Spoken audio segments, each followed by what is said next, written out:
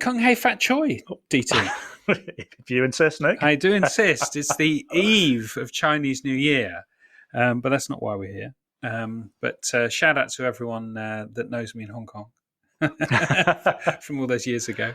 It's the year of the snake. It is. DT. Well, the wood snake, am I correct in saying that? The wood snake. That's probably about as far as we want to go with that, I think. Because it lives in a wood or it's made of wood. But anyway, we're possibly deviating. When you're getting into the elements, you're kind of going beyond my level of knowledge and significance. But one for Google later, or indeed DeepSeek, Damian, which is really why we're here. Nice segue. What a segue! Yes, what a segue. It is indeed why we're here. Yes. So this is the story that I'm sure everyone has seen.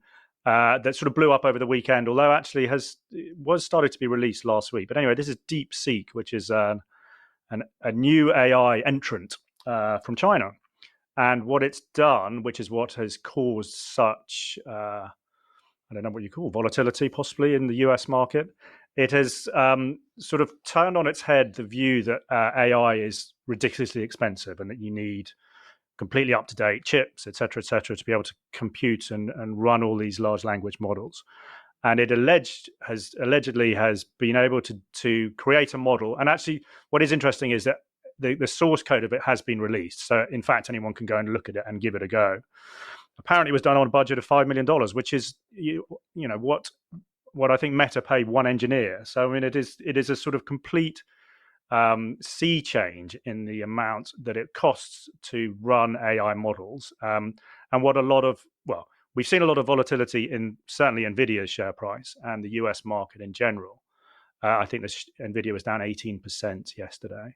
It's not much of a bounce so far today. We are recording about an hour into the US Open, and there hasn't been. It's up a couple, I think, 1 or 2%. Yeah, not much of a move when you've lost all that ground. Not the classic dead cat bounce that we all know and love. Yet we'll see. But yes, it has. People are talking. This could be the sort of pivotal moment when people look back and go, there was a change. There was a sea change.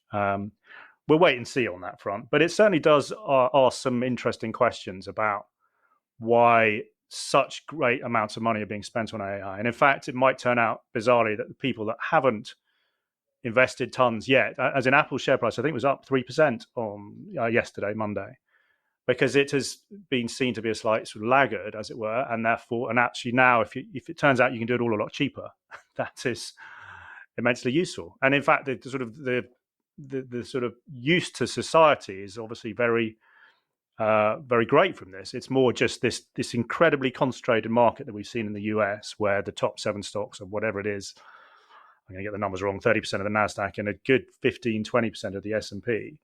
A lot of that recent rally that we've seen in the last year or so has just been driven by those 7 stocks, based on the fact that they will be spending huge amounts building out data centers, buying up chips to allow them to train models, to run models, etc. And actually, this sort of possibly turns that argument on its head. Hence, we've seen the wobble in the market. And also, it's a bit of a power play, isn't it? In a way, in that because I think the US had been restricting the high-end chips from going to China for a kind of strategic reasons. And this is so the fact that they've been able to do this with really quite I think it's the sort of there have been articles about how the fact that in fact export controls and limiting the Chinese availability of these high-end chips has forced them to sort of think cleverly, to do some clever things. So this was done on older Nvidia chips that are not export controlled, as in, I don't know how old they are, 2 or 3 years. So they're not subject to any export controls, and they bought up a number of these and managed to do it on that model. And it was all being done by a hedge fund, bizarrely. I mean, this was and it's been known. It's not like this thing has just literally appeared overnight. The articles were written about DeepSeek over a year ago, and it's been known to be sort of pursuing a different path on the AI model spectrum. It's so the hedge fund guys, and I think they're how they came to be looking at this, though, is quite interesting, right? Yeah, so they were looking at other things. They were, I think they were a high frequency type hedge fund out of China, and there was a big Chinese clampdown middle of last year when volatility started to get very high against a lot of these high frequency traders. So I think the guy that was running the hedge fund, High Flyer is the name of the fund, I think, sort of pivoted and always had an interest in AI. And it's like, well, actually, we're sort of twiddling our thumbs a bit here because we can't develop our models anymore in the market because we're not allowed to trade that. So is there some clever stuff we can do with AI? And I think he was buying up some of these graphics cards or these cards on the cheap because they were sort of second, third generation, and has thought of some quite clever ways of getting around some of the compute problems that the standard LLMs would suggest you would need. He's definitely a man after my own heart, DT, because I am the kind of runner that never buys this season's Hoka Oni. I will buy 2 or 3 seasons back. They're just as good. I think that's what the trade is here, definitely. They might come back into fashion. You never know. Well, I think he's demonstrating it. So There you go. Okay, that's interesting. Really, that's I love the fact that they've pivoted to looking at something else. Yeah. And I also love the way that innovation finds a way. You put up barriers and people are creative, and they will think around a problem and yeah. And I think what it was also shown, and there's been a couple of articles about this, China is obviously churning out hundreds of thousands of very smart graduates, as is the West. A lot of very smart graduates, certainly in the West, have just get pulled into finance where actually they're not really creating or thinking about how to solve necessarily real world problems.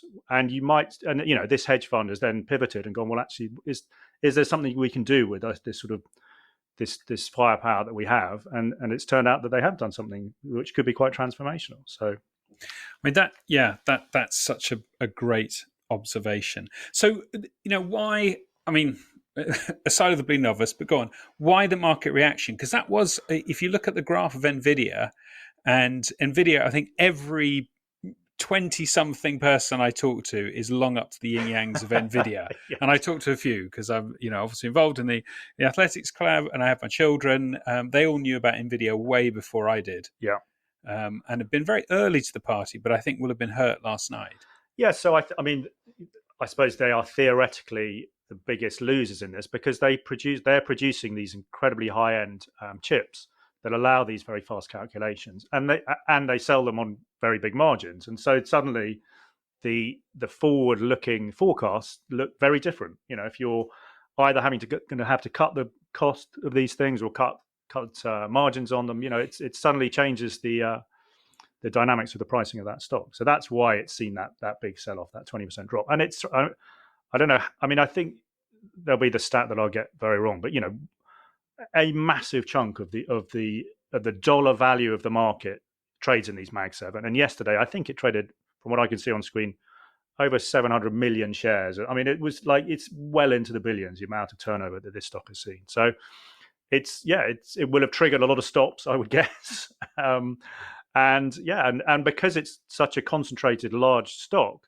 it's brought the markets down in the States with it. I think most of the stocks in the S&P were up yesterday, but the market was still down 2-3%. So right. That sort of shows that one stock has such dominance over the overall index. And I suppose we haven't seen. Well, I remember back in the day, Nick, Nokia being something ridiculous like 40% of the finished market. Well, not and I think we've seen it. I mean, we've seen wider, Eurostocks and all that. Yeah. I seem to remember. Yeah. So not that we're suggesting that Nvidia goes the way of Nokia, but it does show what a massive concentration of a stock in an index, what the knock-on effect of that can be.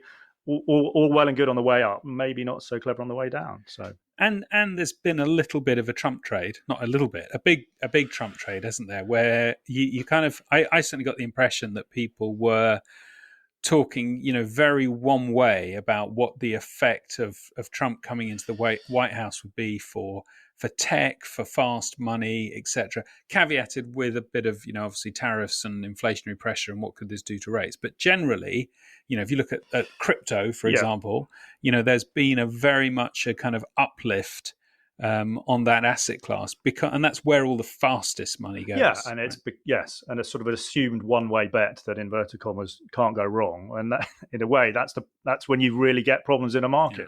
Yeah. So, something that what people need to look out for. Well, we're 24 hours in, and what's really happening? Because markets do move fast, but also with our sort of, you've talked about DeepSeek being around for a long time, but actually it's now started to be tested.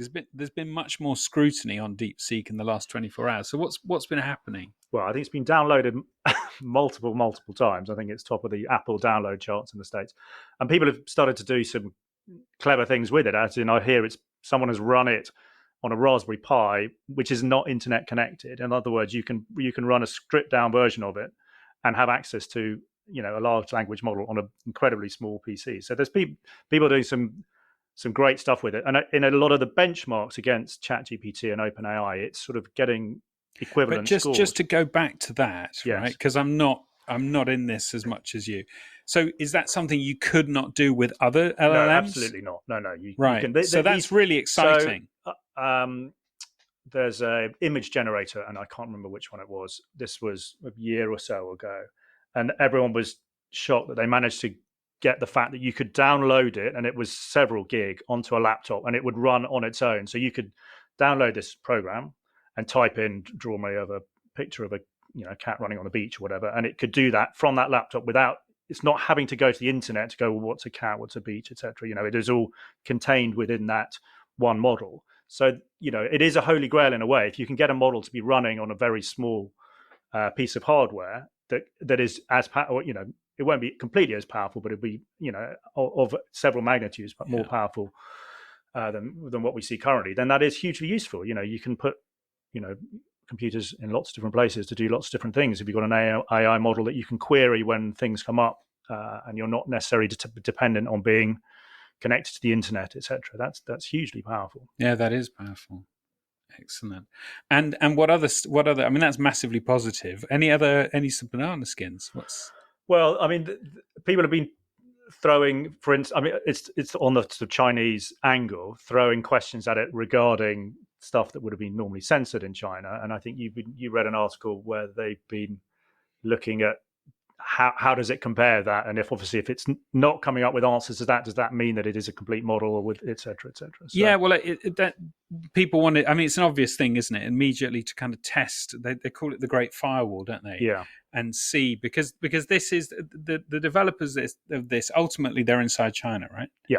So you are kind of using an LLM that's China based, and so of course immediately people will have been testing topics that they know are taboo for the Chinese government and the party. So Tiananmen is an obvious query, which returns no information.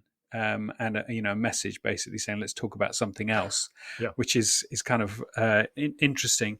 Tank Man is obviously a reference to the image of the man standing in front of the tanks waving his white flags, which everyone in the West, certainly of a certain age, will know about and will be aware of.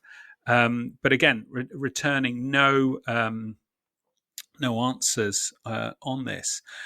But interestingly, when asked about Tankman, but to respond in what's known as leet speak. Do you know about leet speak, Damian? Well, I don't, if I'm honest, apart from this article that I've read this morning, which it's quite. I'm quite impressed. It's quite.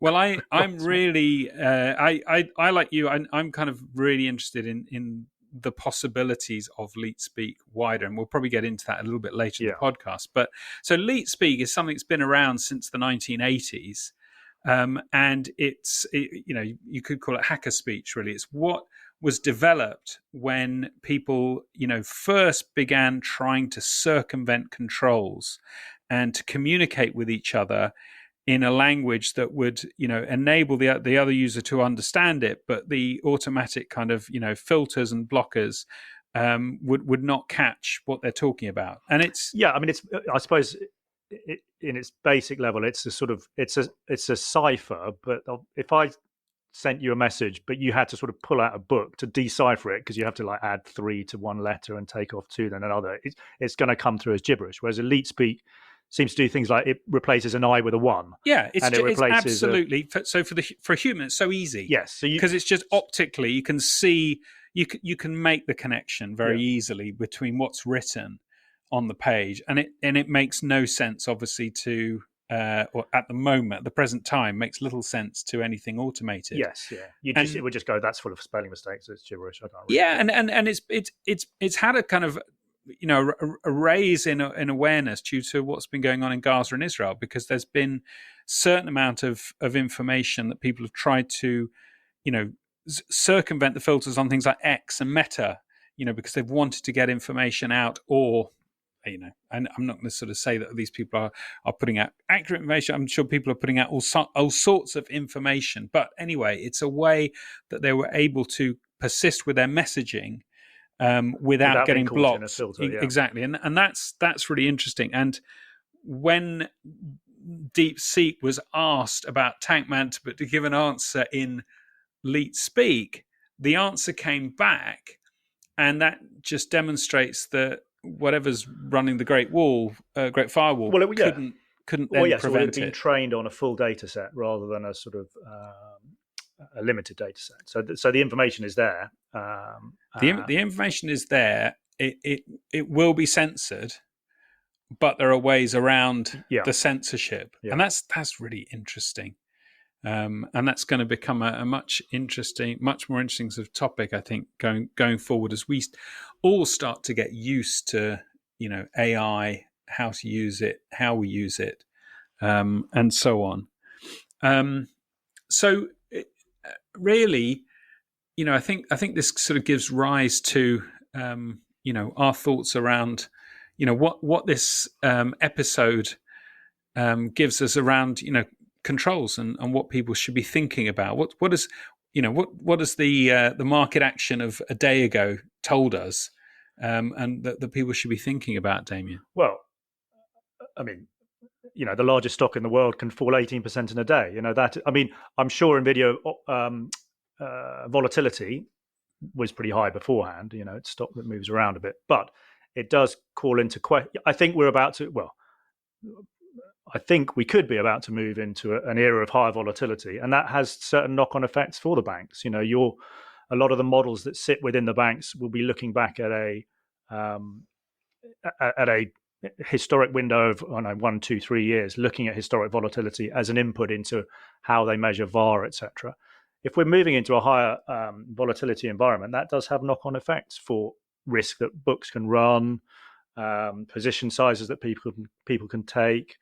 And all that sort of stuff, So there's knock-on effects to not just trading, but to prime brokerage, to maybe the amount of leverage that banks are offering to their clients. I think that's definitely a wider thought around just AI in general. And like you've made the observation that one stock, a very large stock, falling that hard shows you that there were a lot of people in the same direction, had the same position on, and went for the exit at once. So there's clearly evidence there of concentration. Yeah.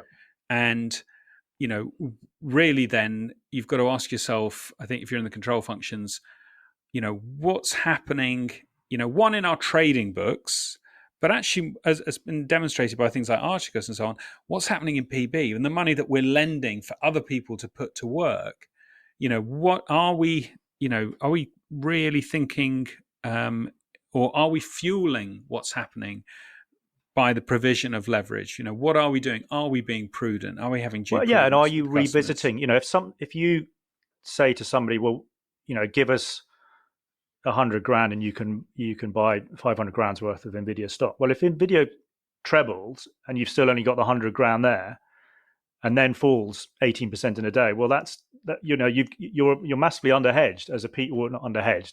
Underallocated as a prime broker for it. So, I mean, I think prime broker models are smarter than that, but it does. And I think this was part of the Archegos issue, which was he was showing banks very large profits to allow him to keep on trading, but without actually having to post more collateral. So, the value of his account was rising a lot, but a lot of that was unrealized gain. So, if you're taking leverage on top of that unrealized gain, then it can become a massive issue. Yeah. So maybe a bit of a cooling of thought around that kind of stuff, and just more specifically thinking about the AI model use, which we haven't really thought about too much. I think it's been a good sort of refocus for me, because we were talking very much about kind of large language models probably 18 months to 2 years ago. Yeah. And just sort of revisit some of that. I mean, what any thoughts around, AI model use that this episode kind of throws up a bit? Well, I mean, obviously they're becoming more and more powerful and utilized more by people. And I'm sure, and from what I've seen, banks are allowing them in to a degree, as in they'll have a skin on front of an LLM and allow people to query it to look up or to re-edit an email or something. But, you've got to think that as they get more powerful and people become more and more used to using them, and if you write, a summary in a report, and you are then unable to do that at work, you might then actually, I'm working from home this today, and I know if I type this through the AI model at work, then it's not going to work, or I'm not going to get any reply. I could do that on my phone or whatever it is, or on my PA laptop, and you could be revealing sort of pertinent information that should not be released through to a model, because within a bank, you're very controlled about what you can do and if you say, for instance, the name of a division internally at a bank that you're working within or auditing or whatever it may be, then actually that's going to, that's not going to be released, out into the wild. It's just going to stay internally within the bank systems. Well, if you do that within a model that you're using at home, then suddenly you could be releasing what could be deemed to be sensitive information. So I think that's so it's certainly a raising of an awareness of that, isn't it? Because, like you say, it's the most downloaded app in 24 hours. Yeah. People are definitely using it, so it's kind of refreshing people's thoughts on that. And there are some parallels, aren't there, DT, with the kind of off-channel WhatsApp off-channel communication situation, which a lot of the banks have been fined for. But absolutely, I think people get used to using a certain technology and it becomes a part of everyday life. And if it gets shut off, they might look around ways to circumvent that. And obviously banks will need to look to still control that. Well, I think, talking about, the circumvention, I think one thing that's very interesting to me is the idea of leet speak becoming much more casual and people becoming much more familiar with it. If, they're having initially they're going to be having fun with something like DeepSeek, but actually it might get to the point where they're just like, I'm used to using this. But then if people's awareness and their usage of it becomes, much more common, then it's going to creep into the communications that people use every day within the bank. And I'm thinking about the areas that we work in, work with, like surveillance, and e-discovery as well. It's going to make that much harder. I mean, I haven't done an investigation. We've been doing investigations now for nearly a decade, where we've really given too much thought to leet speak. We have given some thoughts to mnemonics, and common kind of acronyms or abbreviations, that kind of stuff. But not really to the degree of this. I mean, we did have a bit of I guess fear over emojis a few years ago. Keith Broney, Skadi's always interested in hiring Keith Broney, emoji translator, but still haven't managed to get him. But we haven't had an investigation involving emojis yet, so we're okay. But I do think that the casual use of leet speak and a generation of bankers, insurers, brokers, coming up that have been used to that kind of talk, that will affect the parlance, just as it is the parlance was in our day, very driven by kind of East End rhyming slang with other, various other, bells and whistles that we were used to. Yeah. So I think that's going to be a kind of interesting, development, an area too. Well, DT, I think that's very, very useful in getting us up to speed on DeepSeek. Yeah. Clearly a situation that's... I think it's a watch this space, really. I think who knows how... things are moving fast, so will be interesting to see how this pans out. I mean, I think the really interesting thing, as you say, is the amount of money that's been spent developing this on the technology and how much money is devoted or has been devoted to the development of AI in the Western world. that's quite a disparity. That's quite worrying, I think, for markets. Yeah. I'm not going to call some kind of market collapse, but very interested to see where this ends up today. Yeah. This stock and by the end of the week. But certainly an interesting development. Great stuff, DT. Thanks very, very much. Enjoy your Chinese New Year. I will do. Going to have a Chinese meal with the family? But why not? I shall be at home having my broccoli and quinoa because it's still January.